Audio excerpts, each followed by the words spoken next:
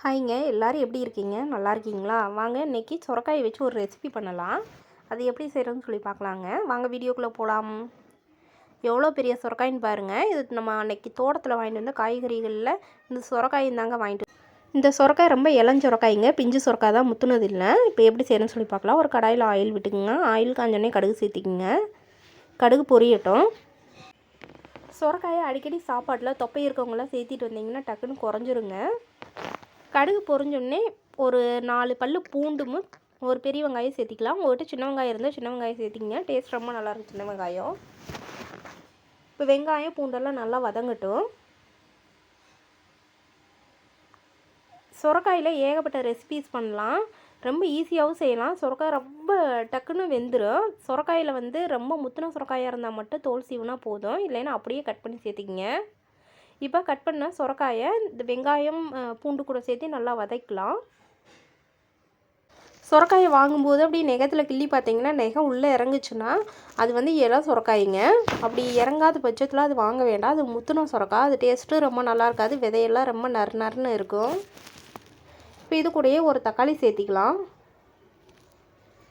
தக்காளி சுரக்காயெல்லாம் நல்லா வதங்கட்டும். இது கூடயே தேவையான அளவு உப்பு சேர்த்திக்கலாம். உப்பு போட்டாவே ஏகதேசம் அந்த காய் நல்லா வெந்துடும்.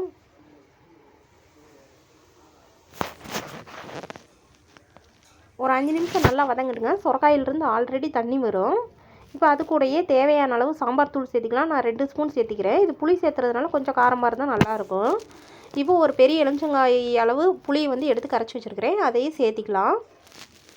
இப்போ இந்த புளி சாம்பார் தூள் இது மட்டும் இருந்தாவே இந்த குழம்புக்கு சூப்பராக இருக்குங்க. புளி தண்ணி பச்சை வாசனை போக வரைக்கும் நல்லா கொதிக்கட்டும்.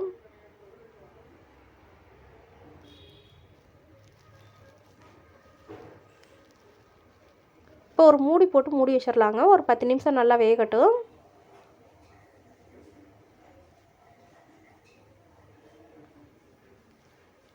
இந்த குழம்பு செய்கிறது சிம்பிளாக செய்யலாங்க. ஆனால் டேஸ்ட் அதிபயங்கரமாக இருக்கும். இந்த மாதிரி செஞ்சு சாப்பிட்டு பழகிட்டா நம்ம சுரக்காய் வாங்கினோம்னா இந்த மாதிரி தாங்க செய்வோம்.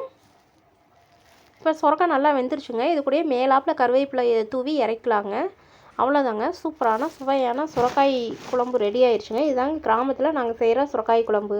தேங்க்யூ.